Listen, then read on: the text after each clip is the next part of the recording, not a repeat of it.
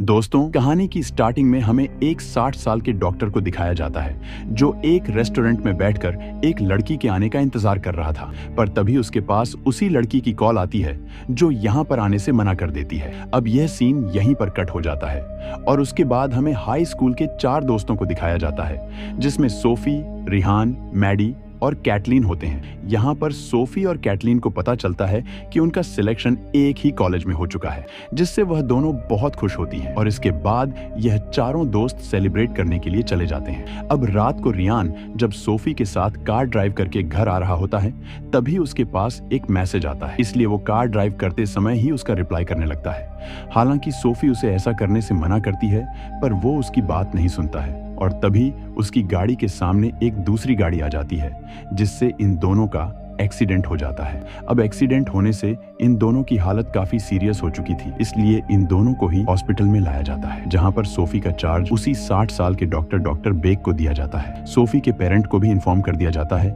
जिससे वह भी हॉस्पिटल में आ जाते हैं। अब क्योंकि सोफी की हालत काफी सीरियस होती है इसलिए उसे जल्दी ऑपरेशन थिएटर में लेकर जाया जाता है जहाँ पर डॉक्टर बेक उसका ऑपरेशन करने लगता है और कुछ देर की मेहनत के बाद फाइनली वो उसको बचा लेता है। अब सोफी को प्राइवेट वार्ड में शिफ्ट कर दिया जाता है जहां पर उसको देखने के लिए डॉक्टर बेक आता है और यहाँ पर वो उसे गलत तरह से टच करने लगता है। पर कुछ देर के बाद सोफी को होश आ जाता है और उसके पेरेंट भी अंदर आ जाते हैं जिससे डॉक्टर यहाँ से चला जाता है। सोफी अपने पेरेंट्स से पूछने लगती है कि क्या कुछ देर पहले यहाँ पर रेयान आया था क्योंकि उसे किसी ने टच करने की कोशिश की है। दरअसल डॉक्टर जिस समय सोफी को टच कर रहा था वो थोड़ा होश में थी लेकिन वो उसे पहचान नहीं पाई। पर सोफी की माँ एड्रिन उसे समझाने लगती है कि शायद एनेस्थेसिया के नशे की वजह से तुम्हें ऐसा महसूस हुआ होगा, जबकि डॉक्टर के अलावा यहाँ पर कोई दूसरा नहीं आया है। अब अगले दिन डॉक्टर फिर से सोफी के पास आता है और उसकी पट्टी चेंज करने लगता है, लेकिन आज भी वो उसे उसी तरह से टच कर रहा होता है। पर सोफी की माँ एड्रिन उसे देख लेती है और उसे यह देखकर थोड़ा अजीब लगता है। अब सोफी को हॉस्पिटल से डिस्चार्ज करने का समय आ चुका था और डॉक्टर अपनी नर्स के साथ उसे बाहर तक छोड़ने के लिए आता है।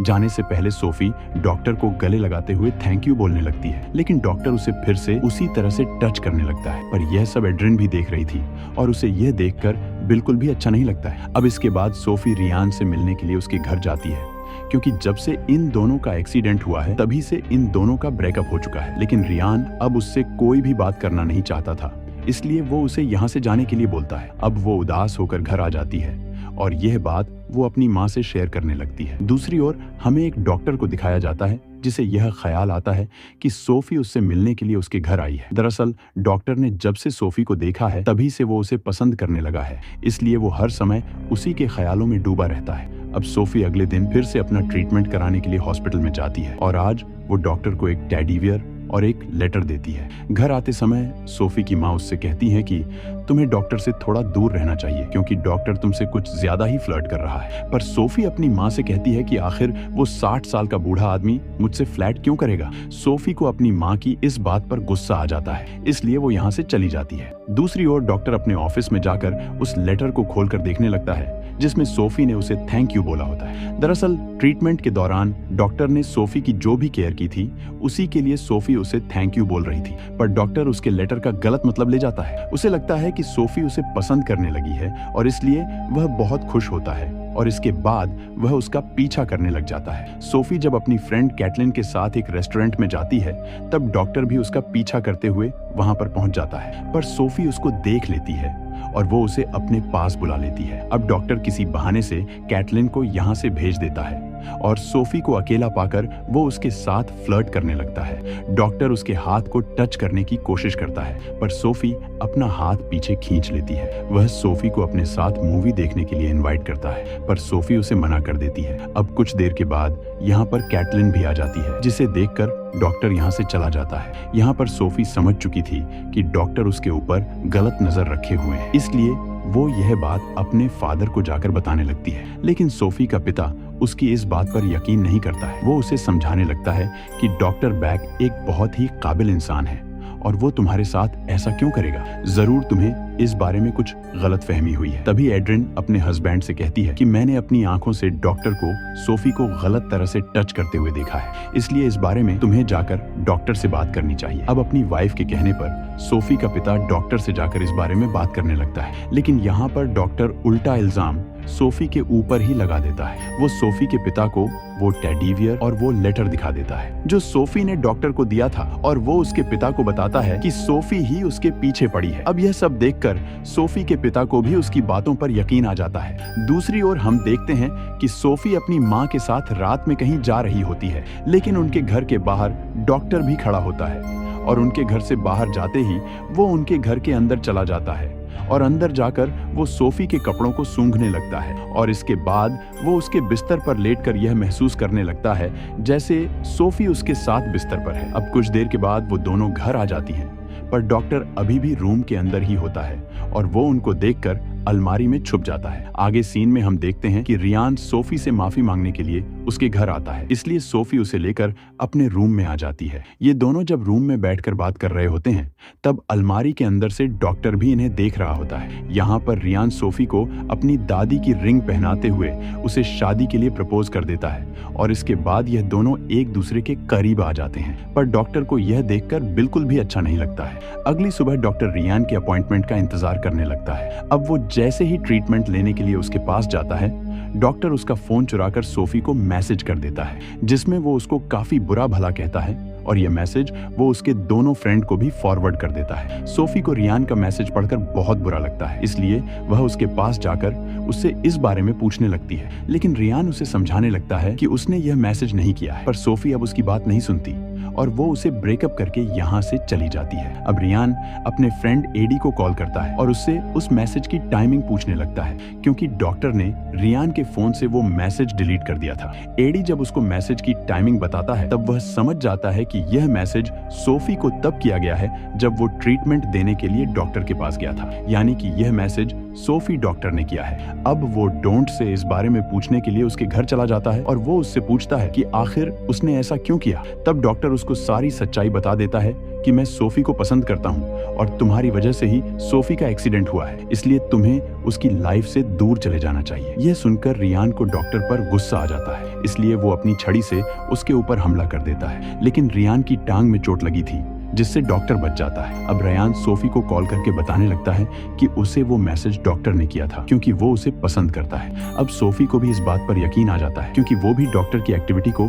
बहुत समय से नोट कर रही होती है। आगे सीन में हम देखते हैं कि सोफी जब अपनी फ्रेंड कैटरिन से मिलने के लिए जाती है, तब डॉक्टर भी उसका पीछा करते हुए वहां पर पहुंच जाता है, और यह देखकर सोफी समझ चुकी थी कि डॉक्टर उसे फॉलो कर रहा है। वो उससे पूछने लगती है कि क्या रियान के फोन से मैसेज तुमने किया था, लेकिन डॉक्टर उसे मना कर देता है, और उसके बाद वो उसे एक टेडी बियर देकर यहाँ से चला जाता है। अब सोफी घर आकर अपने पेरेंट को बताने लगती है कि आजकल डॉक्टर उसे कुछ ज्यादा ही परेशान कर रहा है, लेकिन सोफी का पिता तो इस बात पर ध्यान नहीं देता है। पर उसकी माँ एड्रिन अब उसकी पुलिस कंप्लेन करने का फैसला करती है, लेकिन पुलिस कंप्लेंट करने से पहले वो अपनी बेटी को लेकर हॉस्पिटल में पहुंचती है और डॉक्टर को धमकाने लगती है कि अगर उसने उसकी बेटी का पीछा नहीं छोड़ा तब वह उसके खिलाफ पुलिस कंप्लेंट करेगी। ये सुनने के बाद डॉक्टर को बहुत गुस्सा आता है और वह सोफी की माँ की मेडिकल हिस्ट्री चेक करने लगता है, और उसे पता चलता है कि उसकी माँ को पेनिसिलिन से एलर्जी है, इसलिए वह उसकी दवाइयों में पेनिसिलिन मिला देता है। सोफी की माँ जब अपनी दवाइयों को लेती है तब उसे बहुत बुरी एलर्जी हो जाती है। सोफी जब अपनी माँ को ऐसी हालत में देखती है तब वो उसे लेकर हॉस्पिटल आ जाती है। डॉक्टर को जब यह पता चलता है कि सोफी इसी हॉस्पिटल में है,